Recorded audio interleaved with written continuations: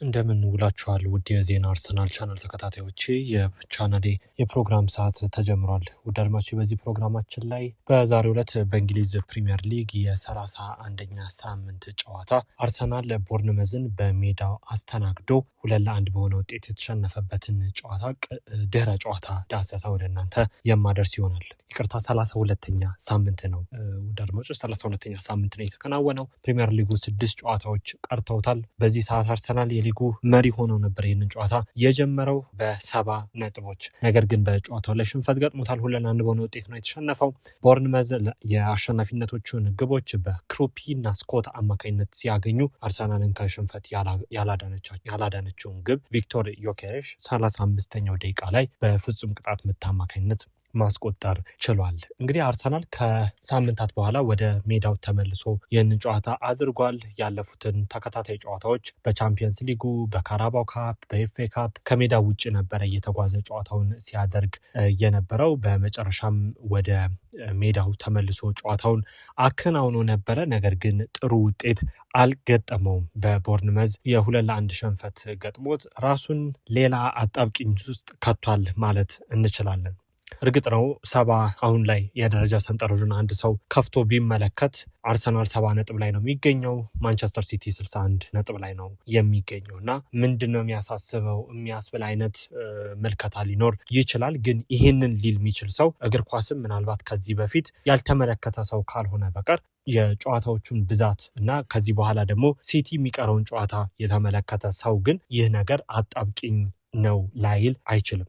በቀጥታ እንግባ ወደ ነጥቦቼ። እንግዲህ ከዛሬ ጨዋታ በኋላ አርሰናል 6 ጨዋታዎች ይቀሩታል። ቀሪ 6 ጨዋታዎች በፊት ለፊቱ ይቀሩታል በእንግሊዝ ፕሪሚየር ሊግ የመጨረሻ ሳምንታት። ማንቸስተር ሲቲ ደግሞ 8 ጨዋታዎች ይቀሩታል፣ የዚህን ሳምንት ጨዋታ ሳይጨምር ማለት ነው። የዚህን ሳምንት ጨዋታ ሳይጨምር በዚህ ሳምንት እስኪጫወት ድረስ 8 ጨዋታዎች የሚቀሩት ነው የሚሆነው። በዚህ ሳምንት ጨዋታውን ያደርጋል ነገ ከቼልሲ ጋር ማለት ነው 12:30 ላይ በስታንፎርድ ብሪጅ ጨዋታውን ያከናውናል። ያ ጨዋታ እስኪደረግ ድረስ 8 ጨዋታዎች ይቀሩታል።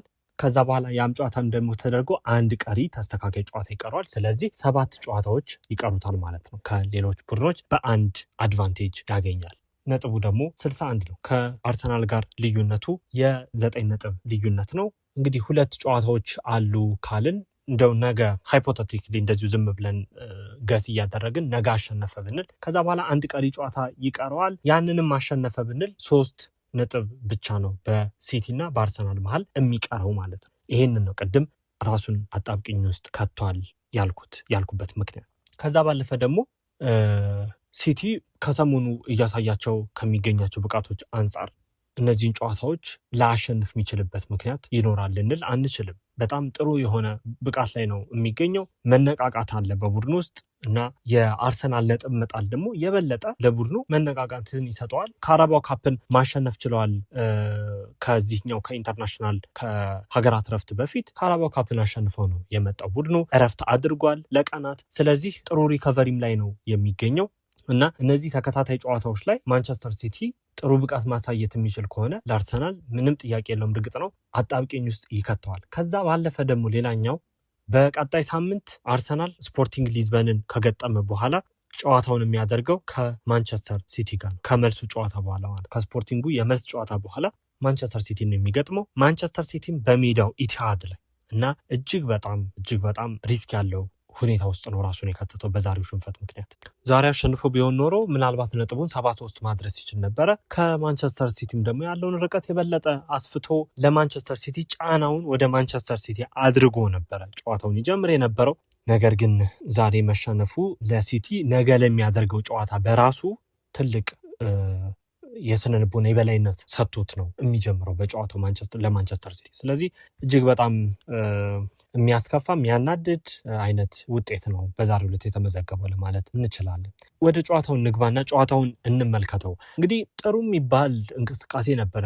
በተለይ በመጀመሪያው አጋማሽ ከሁለተኛው አጋማሽ የተሻለ የነበረ እንቅስቃሴ ነበረ በሜዳ ላይ ሲያደርግ የነበረው። እንደው በአንጻራዊነት ሁለቱን አጋማሾች ስንገመግማቸው ነው እንጂ በጥቅሉ ከተመለከተው ተቆጥሮ በመጀመሪያው ማጋማሽ ቢሆን ያን ያህል በሜዳው እየተጫወተ እንደመሆኑ መጠን በደንብ አደጋ መፍጠር የሚችሉ ነገሮችን አልተመለከትንበትም። በመጀመሪያው ማጋማሽ ቢሆን ምናልባት የሃቨርትዝ ኳስ ነው የምትነሳው። ሃቨርትዝ በኮርና የተሰጠውን ኳስ ምናልባት እሱ ካልሆነ በቀር ሌላ ወደ ግብ ሊቀየር የሚችልና የሚያሰጋ አይነት የነበረ አጋጣሚ አልነበረም። በአርሰናል በኩል ይመጡ የነበሩ ኳሶች፣ ወደፊት የሄዱ የነበሩ ኳሶችም ወደ ፋይናል ሰርድ ወይንም ደግሞ ወደ ቦክስ ውስጥ መግባት ተቸግረው ነበረ ስንመለከት የነበረው። ኳሶችን ሲቀሙ እንደዚህ አይነትን አጋጣሚዎችን ነው ለመታዘብ የቻልነው እንጂ ያን ያህል የሚያረካ አይነት ጨዋታን አልተመለከትንም። በመጀመሪያው ማጋማሽ ቢሆን መሪነቱን የሚያገኙት ቦርንመዞች የመጀመሪያው አጋማሽ ላይ እንደነበረ ይታወቃል። ምናልባት ለአርሰናል ጥሩ ነገሩ የመጀመሪያው አጋማሽ ላይ ወደ ጨዋታው መመለሱ እንጂ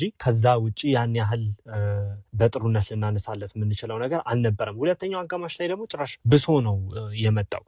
ምናልባት በመጀመሪያዎቹ ደቂቃዎች ላይ ለማጥቃት በተለይ ደግሞ የቦርንመዝን የተከላካይ መስመር ሰብሮ ፔኔትሬት አድርጎ ለመግባት እንደ አማራጭ ሲጠቀም የነበረው አርሰናል የዳቪድ ራያ ወደሱ ይመጡ የነበሩ ኳሶችን በቶሎ ነው ያሻማ የነበረው። በቶሎ ለተጫዋቾቹ ይሰጡና ቶሎ በሩጫ ወደ ተቃራኒ ቡድን ሜዳ ውስጥ ወደ ተቃራኒ ቡድን ቦክስ ውስጥ ለመግባት ነበር ይሞክሩ የነበረው የአርሰናል ተጫዋቾች በፈጣን ቅብብሎች ወደ ሳጥን ውስጥ ለመግባት ነበር ይሞክሩ የነበረው። which is ጥሩ ሙከራ፣ አሪፍ እሳቤ ነበረ ሲያስቡ የነበረው ወይንም ደግሞ ሲሞክሩ ሲተገብሩ የነበረው። ነገር ግን አዋጭነቱ ግን ያን ያህል ነው፣ እምብዛም ነው። አላዋጣውም፣ ቡድኑን አላዋጣውም። ኳሶች ቶሎ ቶሎ ይቀማ ነበረ።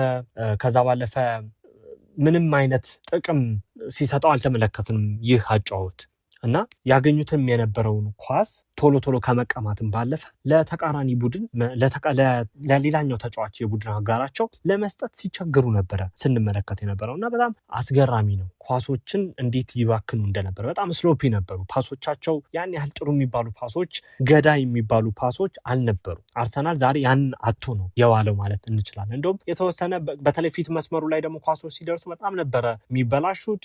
የተወሰነ ቪክቶር ዮኬሬሽ ይሻል ነበረ በፊት ለፊት ሲጫወቱ ከነበሩ ተጫዋቾች ማለት ነው።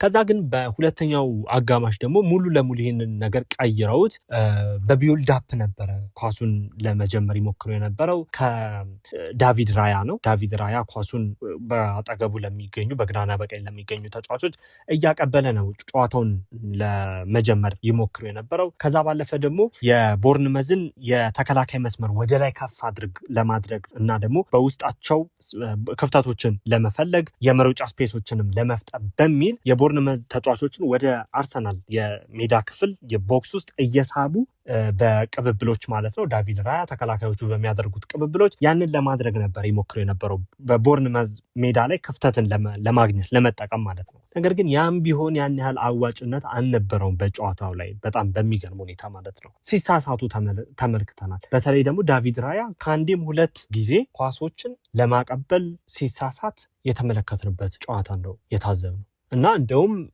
ዋጋም ሊያስከፍለን የሚችሉ አጋጣሚዎችም ነበሩ እና ፍጹም የዋንጫ የማይመስል ቡድንን ነው በዛሬው ዕለት የተመለከተ። እውነቱን ለመናገር ፍጹም የዋንጫ የማይመስል ብዙ ሊስተካከሉ የሚገባው ቡድን ነው በዛሬው ዕለት የተመለከተ። እውነቱን እንነጋገር ከተባለ ከዛ ባለፈ ፈጣሪ ቡድኑ በጣም ፈጣሪ ተጫዋች እንደሌለው በግልጽ የታየበት ጨዋታ ነበረ። በመስመሮች መሃል ኳሶችን ለመስጠት የሚቸገሩ ፈጣን ቅብብሎችን አድርገው ከሜዳቸው ለመውጣት ቢሞክሩም እንዴት ነው ውጤታማ ያልነበረ ተጫዋቾችን ነው ቡድኑ ይዞ የሚገኘው እና ያንን ነው በዛሬው ዕለት የተመለከትነው። እነዚህ ነገሮች ደግሞ ሲታዩ ለመጀመሪያ ጊዜ አይደለም፣ በተደጋጋሚ በተለያዩ ጨዋታዎች ላይ ተመልክተናል እና እነዚህ ነገሮች ይጎድሉታል። ብዙ ብቻ መስተካከል የሚገባቸው ነገሮችን ያየ ነው። ተከላካይ መስመሩ በተለይ ሁለተኛ አጋማሽ ላይ በቃ ፍጹም ጥሩ ያልነበረበትን ሀፍ ነው ለማለት እንችላለን። በተለይ ግቡ የተቆጠረበትን ሁኔታ ስንመለከት 5 ተጫዋቾች ቦክስ ውስጥ ነበሩ እና የቦርንመዝ ተጫዋቾች በቀላሉ ነበረ ሲያልፉ የነበር በቀላሉ ያለምንም ችግር ስኮት ያችን ግብ እስኪያስቆጥር ድረስ ያለምንም ችግር ነው ኳሱ እሱ ግራ የደረሰው እና እጅግ በጣም አሳሳቢ። ምናልባት በዚህ የሚቀጥል ከሆነ ውድ አድማጮች የቀሪ ጨዋታዎቹ ብዙ ናቸው። በጣም ብዙ ነው። 6 ጨዋታ ማለት ቀላል አይደለም፣ በጣም ብዙ ነው። በዚህ ስሎፒነስ እና በዚህ አስቸጋሪ ብቃት በዚህ ደካማ ብቃት አርሰናል ላይቸገር የሚችልበት ምክንያት ምንም አይኖርም እና እጅግ በጣም ጥሩ ያልነበርንበትን ጨዋታ ነው ያሳለፍነው ለማለት እችላለሁ። እንግዲህ በቀጣይ ከስፖርቲንግ ጋር ነው የሚጫወተው 4 ሰዓት ላይ ረቡዕ። ከዛ በኋላ ደግሞ እሁድ በቀጣይ ሳምንት 12:30 ላይ ከማንቸስተር ሲቲ ጋር ይጫወታል። ቀጥሎ ወደ ኒውካስል ነው የምንሄደው። ኒውካስል በሜዳው አርሰናል ይገጥማል። እነዚህ ጨዋታዎች ናቸው እንግዲህ ከፊት ለፊቱ ያሉት። በእርግጥ እንደው አንድ ጥሩ ነገር ምናልባት ለአርሰናል አድቫንቴጅ ሊሆንለት የሚችለው ነገር ምንድን ነው? የሲቲ ጨዋታዎች ቀላል የሚባሉ አይደሉም። በተመሳሳይ ማለት ነው ሲቲ ቸልሲን ይገጥማል፣ ከዛ አርሰናልን ይገጥማል፣ እንደዚሁ ኤቨርተንን በተመሳሳይ ከሜዳው ውጭ ይገጥማል። ከሜዳው ውጭ መሆኑን አስቸጋሪ ነገሩ ቦርንመዝን በተመሳሳይ ከሜዳው ውጭ ይገጥማል እና እነዚህን ነገሮች እንደ አድቫንቴጅ ልንወስዳቸው እንችላለን። ከዛ ውጭ ግን አርሰናል ሙሉ ለሙሉ ከዚህ በኋላ በራሱ ነው የሚወስነው። የራሱን ውጤት በራሱ ነው የሚወስነው። አንድ ጨዋታ ላይ ፈንብል የሚያደርግ ከሆነ አንድ ጨዋታ ላይ ከዚህ በኋላ የሚሳሳት ከሆነ ያበቃል የዋንጫው ነገር እና አስቸጋሪ ነው፣ በጣም አስቸጋሪ ነው። እንግዲህ እንቀጥላለን። በቀጣይ መረጃ ሰዓቶች ላይ ዳግመኛ እስከምንገናኝ ድረስ ውድ አድማጮች ሰላም ለእናንተ ይሁን። ለእግዚአብሔር ፍቃድ በድጋሚ በሌላ የመረጃ ሰዓት እንገናኛለን። ሰላም።